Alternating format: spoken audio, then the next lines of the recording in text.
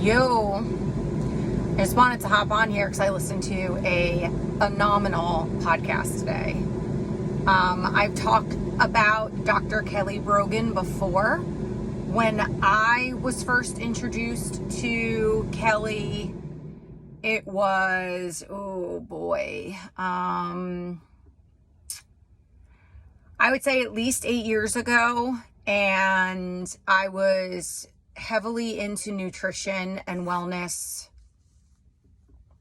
and I was very interested in people who were claiming that they could get people off of meds.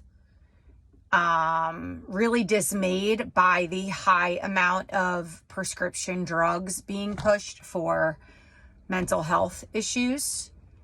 And she was pretty much one of the forerunners in that movement and wrote a very famous book about it. And extremely beautiful woman, extremely intelligent woman. And I was just very captured by her intelligence, her conviction. She's quite provocative. She's not afraid to rock the boat. Very much her own person. And I really admired that about her. And then she kind of flipped the script and completely reinvented herself. And upon her divorce, she dove deeper into the feminine. She had very strong masculine energy. And I think she was like breathing fire like a dragon and eating men up, so to speak. And I think the divorce awakened her to some of her own stuff. And so basically she deals a lot with victim consciousness. So we all victimize ourselves. And a lot of people have been really victimized. But to live and stay in the victimization is very harmful. For you, it's harmful for society. It's harmful for the collective, all the people around you. And so she does a lot of work in that arena, and she started talking extensively about the polarity between the masculine and the feminine. And because I am so interested in this topic, I kind of found my way back to her. But for a bit, and not that there's anything wrong with this, she got really into pole dancing, and she just became much more provocative. And she does a lot of BDM stuff, and she'll like take trainings with dominatrix. And again, I have nothing good or bad to say about that. I'm very neutral when it comes to stuff like that. Like, she's living her best life. She looks amazing. She feels amazing. Good for her. She had this gentleman on the podcast. The name of the podcast is Reclamation Radio, and it's on Spotify and Apple, and that's her program, is like reclaiming the feminine, but not in the postmodern feminist way, not even in the feminist way back in the day. Basically, there's this idea that a new consciousness is being birthed around the masculine and the feminine. And the feminine are leading the movement. Now, hear me out, because there are men teaching this. And so the name of this podcast was A New View on Polarity. And it was with a Muslim man named Ison. I want to say Asan, but I think it's pronounced Ison. I believe his name means like do beautiful things. I always look up what people's names mean, especially when they're from another country. And I love Middle Eastern culture. So, and like just anybody that is so drastically different from me. Like, I had a teacher from Lebanon, and I would just annoy the hell out of him in high school with a million questions about what life was like there, what was the food like, you know, what were the weddings like? How did you celebrate things? And holidays, no holidays, or do you do holidays? What are your holidays? And my daughters worked for Egyptians, and they have similar practices to Muslim culture. So I was always fascinated by stuff like that. And Ison, I think it's Ison.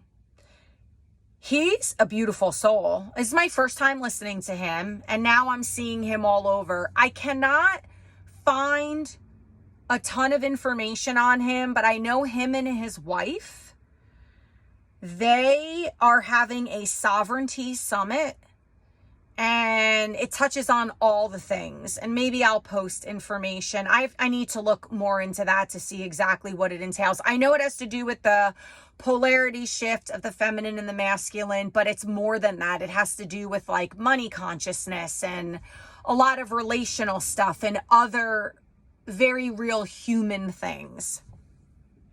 And so I'm going to read this quote. I did not want to misquote him. I found this very impactful because even I feel like women are emasculating men.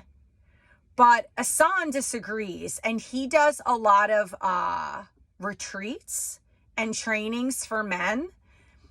And I could tell you, I know a lot of very alpha men poo-poo these men circles. And they think it's all like crap. But I was working out of a cafe recently, and it was Bible-based. It was like a man's Bible study group, but they were using it as a men's circle. And I heard them talking about, and not in an attacking way, nothing was negative, their wives, their family, how to be a better father, how to be a better husband. I mean, y'all, I got teary-eyed. I honestly got choked up. I was like, this is beautiful that these men are talking like this. Now, and I'm going to get to the quote in a second, but this is important. What Kelly Brogan and Ison were talking about was very off the path of where they want us to walk right now. So what does that mean? A lot of these women encouraging the men in their life to cry and express and feel emotion like women, and constantly asking men, well, how do you feel? And I don't know how you feel, and talk to me. Now I understand that because I have a hard time with that ambiguity, that not knowing, is he icing me out? Is he shut down? Like, what, is he angry? Is he mad? Is he sad? But the new consciousness is that you let the man be who he is innately, contained in his masculine energy, which might mean that he's never going to express emotions the way a woman does. And for culture or a woman to try to force that, and again, I don't think women are doing this with malintent. I think women are really craving the channels of communication to be open. Now, Ison isn't saying, don't talk to your woman, ice her out, but he's saying, you could say something like, I need my space right now. I'm in, deep processing. There's a lot going on, and I can handle this, and I'm working on it. And when I'm ready, I'll come back to you. So she's at least something is validated and acknowledged.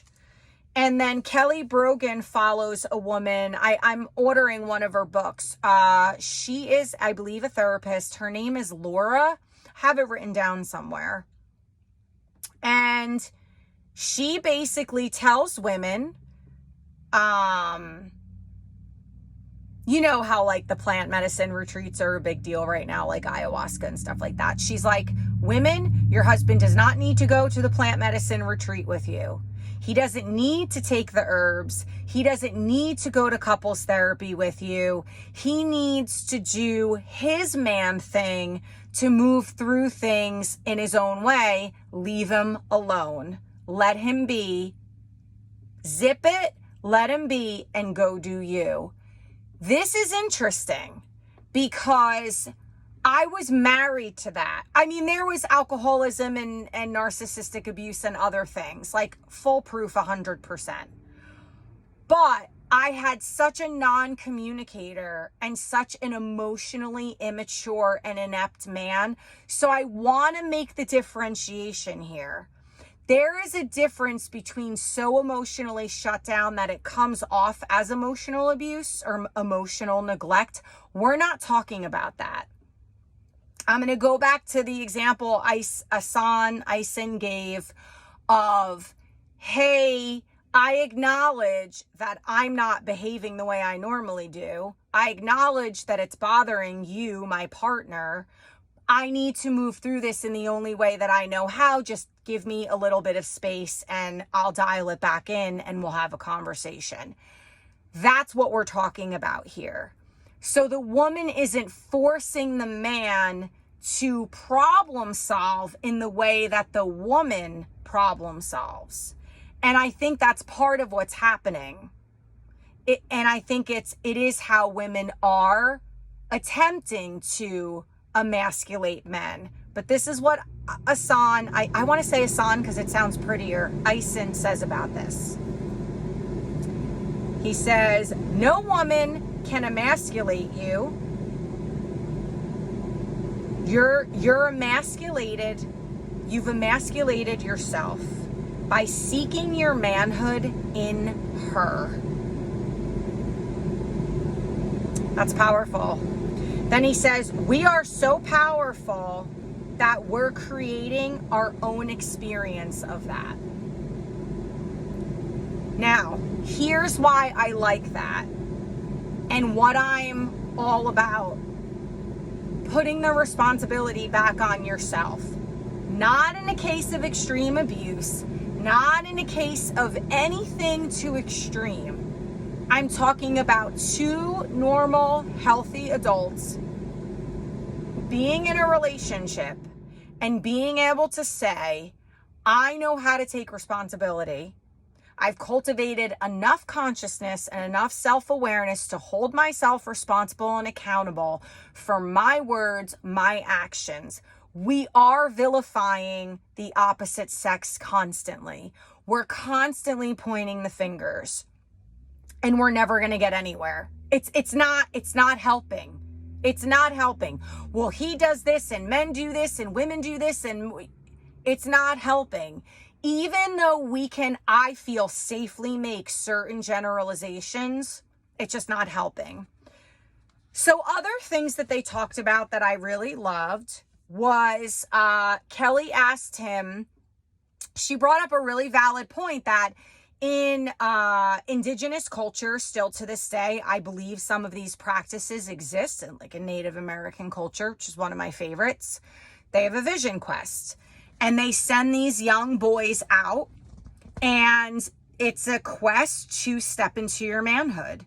And Kelly was trying to think of what the American, westernized version of that is. Is it college? Is it, I got my girlfriend pregnant? Like, what is it?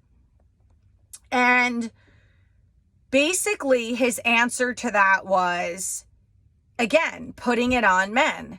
That get off the couch, stop playing your video games, stop sitting in front of the TV, get off your ass and do the hard work. Learn how to become a real man. Do whatever it takes. Find mentors. Who you surround yourself says everything about you. You are the 5 people you surround yourself with. I wholeheartedly believe that.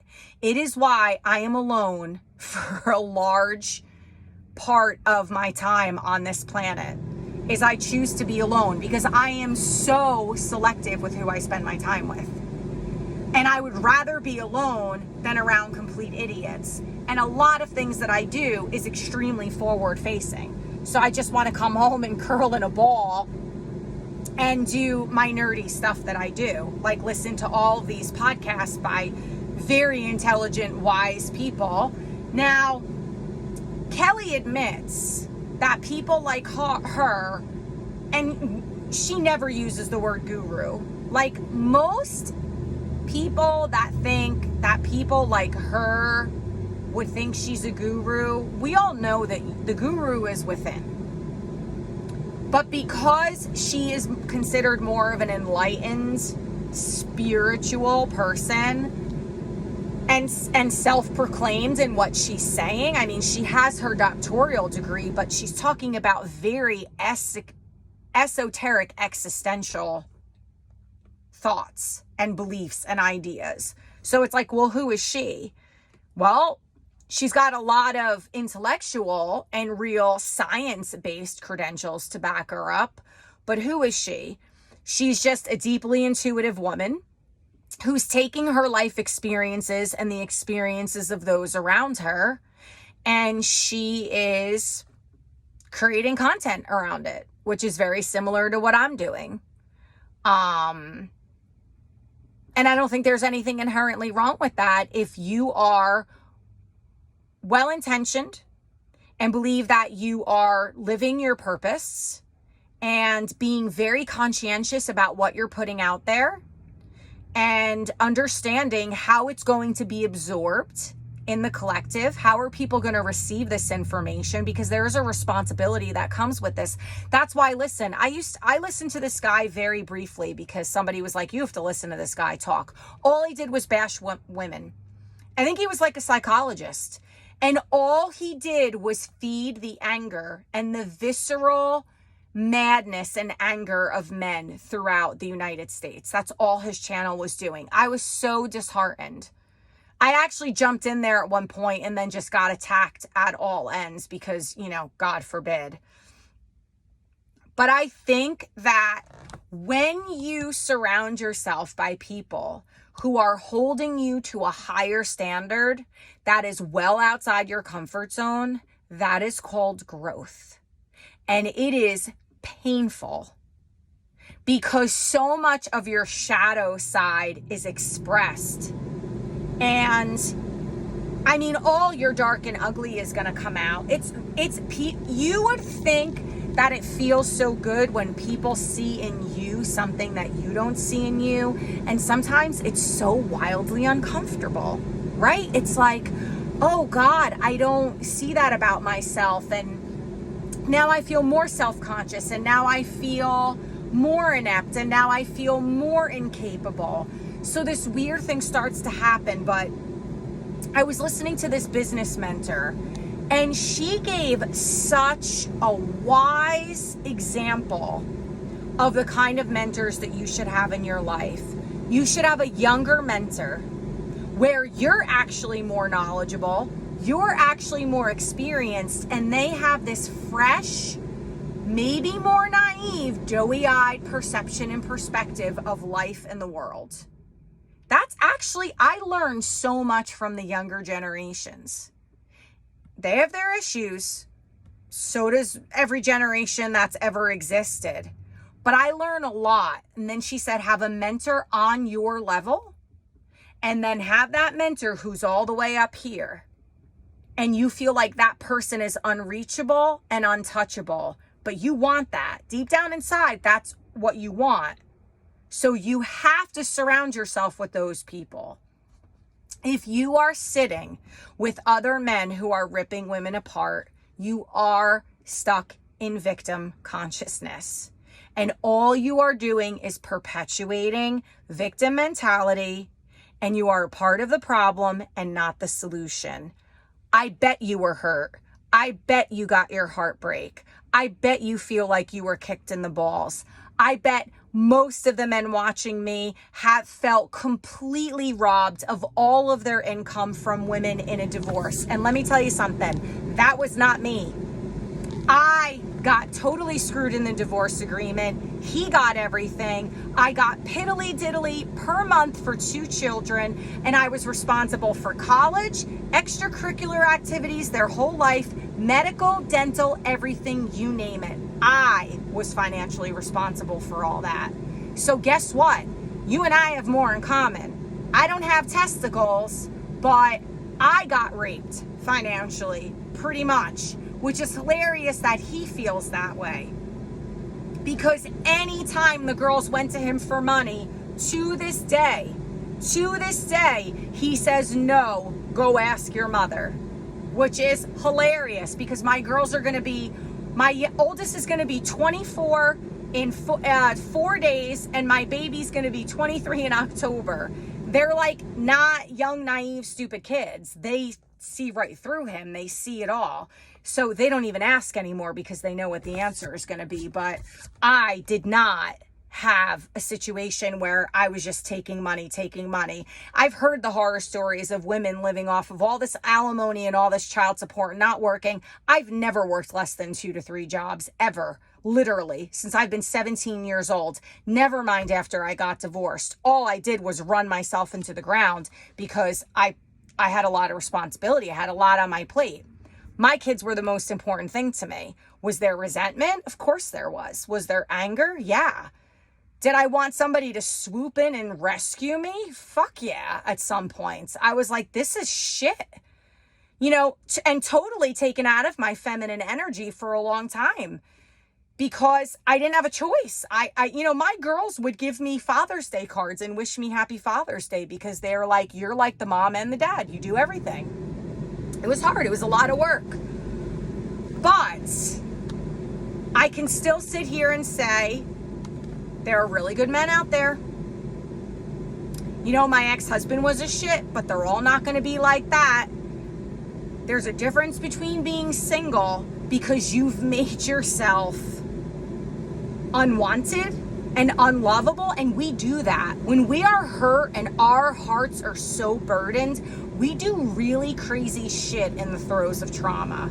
And remember, there's big T's and little T's. So I'm not comparing anybody's trauma here, but when you're in the throes of that, really weird stuff starts to happen in your mind, and you make yourself unlovable, unwanted. Trust me, we do this. So unless you're making yourself a high value person and you are dating with intention and putting yourself out there, you will find a good person if you're right in here. And that's the last thing, because I'm just going to link the podcast. I'm not going to do it justice. There were so many golden nuggets of wisdom, so many hidden gems. It was a really beautiful conversation.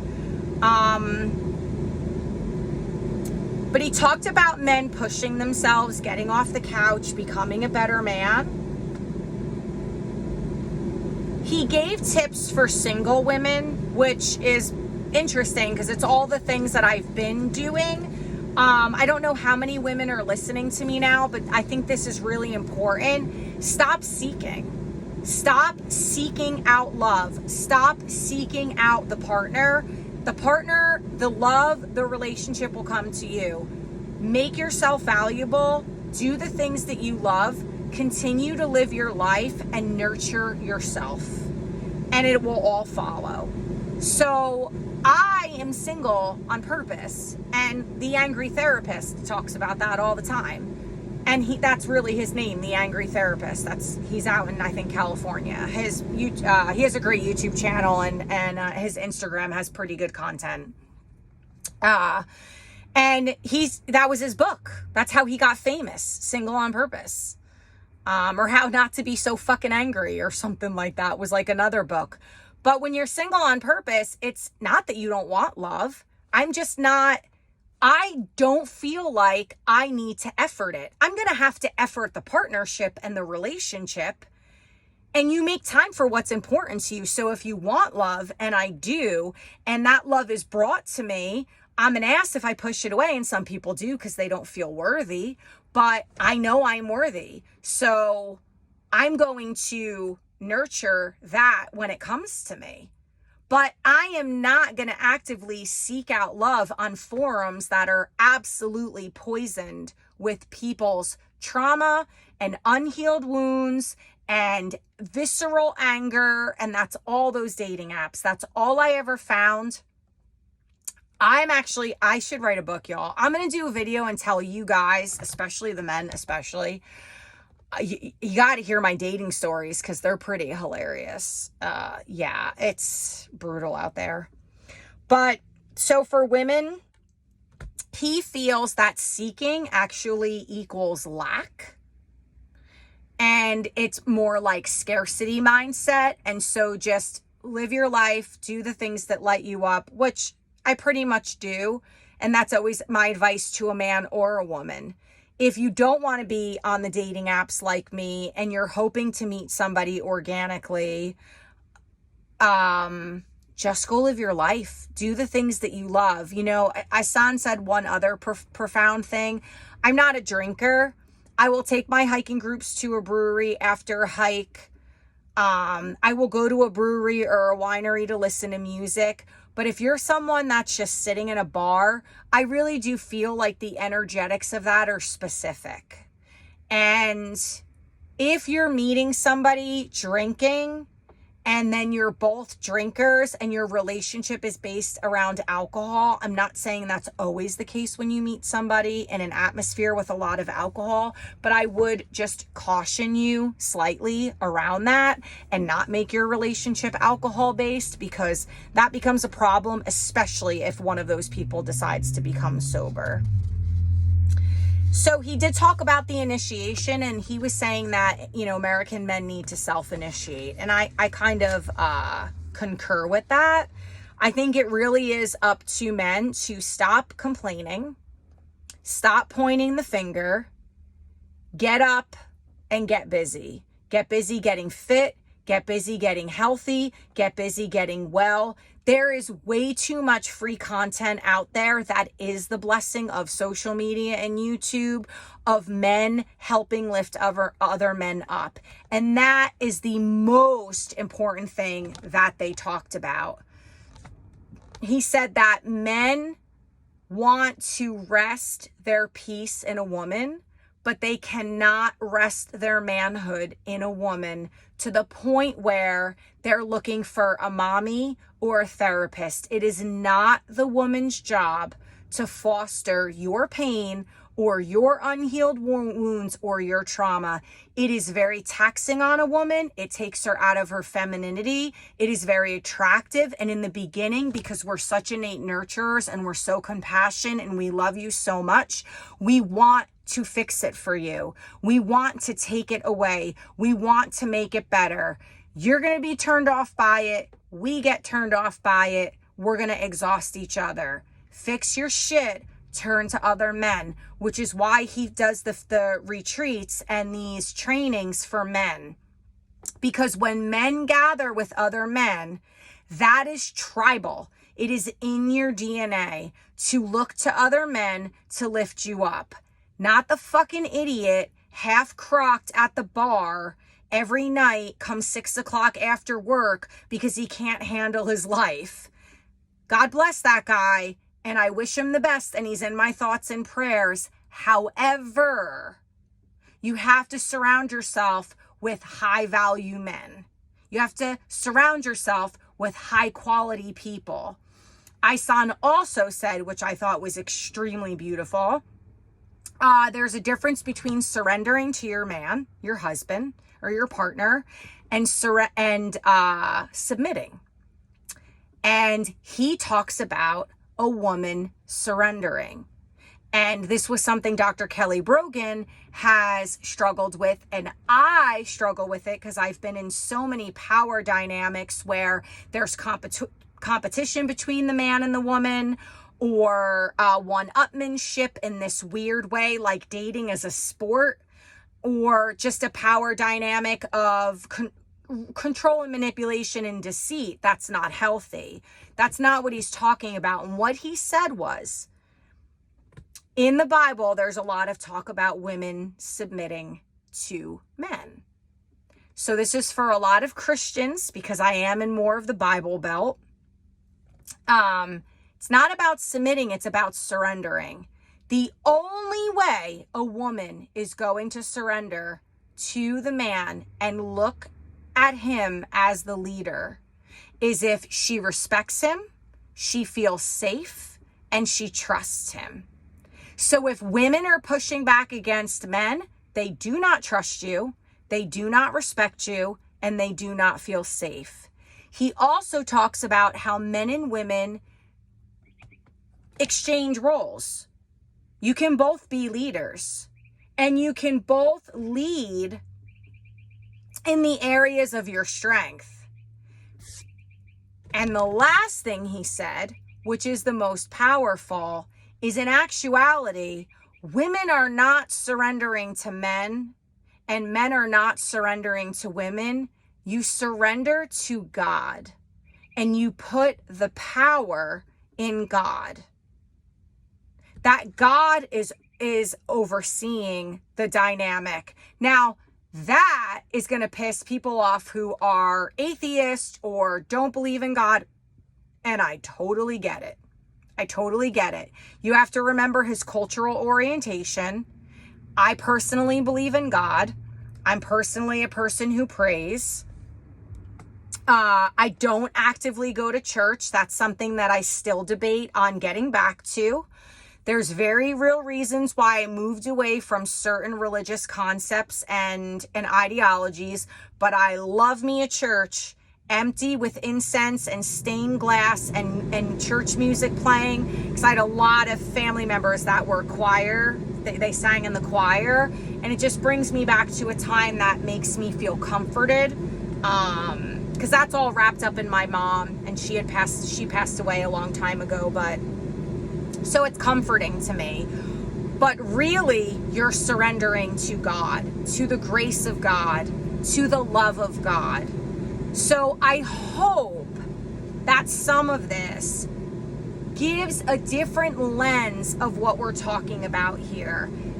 I understand that there are a lot of angry men and women who are listening to this, especially if you're coming out of recent shit shows of relationships. You know, I love Kevin Costner. Oh, I love Kevin Costner. I want to marry him. I'm so sorry he got divorced, but if I have any chance with him and you know him, please send him my way, send him to my channel. I just adore him. Just watched an interview with him with another man, and they were talking about the worst heartbreak of your life. You know, this was really eye-opening to me as a woman. They both said their divorces. I think a lot of men act like they don't care. And you know, in homeopathy, anger is mass sadness and grief. I think so many men have so much deep sadness and grief, and they just don't feel comfortable. There's so much shame around expressing that and uncomfortability, which I get. I mean, I get it. And so it gets stuffed down and expressed as anger, because anger is such a more accepted male emotion. It's also easier to navigate. If you look at it energetically, we're way more comfortable with anger than we are with grief and sadness, oddly enough. But Kevin was, you know, him and the guy that was interviewing him said that it was their marriage. The dissolution of their marriage and their divorce, that has been the absolute biggest heartbreak and has caused the most enormous amount of grief, especially with children involved. So I'm going to link the podcast. I would love it if you would listen. I'm not doing it justice. This was an amazing conversation. I wanted to give you some of the highlights and just really come from a place of heightened self-awareness. There is a consciousness being elevated, and I really do believe the feminine are leading the way, but who better? I mean, honestly, who better? Not that men and women are better, but if I was looking for someone to spearhead a campaign to like move mountains in the economy, I would probably be like, yeah, a dude could do that. Not that a woman can't, not that women are good with money, but I'll be honest with you. In my head, I would be like, oh, that's totally a dude. A dude could do that. Top notch. I think in these times of chaos and change, there is this rise of the feminine happening. And with anything, like that. There could be misalignments, which creates misuse of power. I honestly do not believe that all of these women are running around in the United States trying to tear men down. And I'm truly sorry you feel that way, but that's not what's happening. There is an undeniable shift. And I think if you look to women more and really listen to what our needs are, what we desire, what are the most important core elements of being in partnership with us, which I just told you. We need to trust you. We need to respect you, which means you need to provide value. You need to lead with integrity, be transparent and authentic. Your words and actions need to be congruent. And we need to know that you are going to be a constant in our lives. And I think there's so much flightiness and so much flakiness that just like, more so I say with the younger generations, but it's like, I want a man to have my back. It is so important for a woman to have multiple men in her life that have her back. And then it's very important for men to have a group of men behind them that have their back. Think of the show Outlander. You could find me a Jamie too. Can you find me a Jamie? I hope that this helped. Love ya.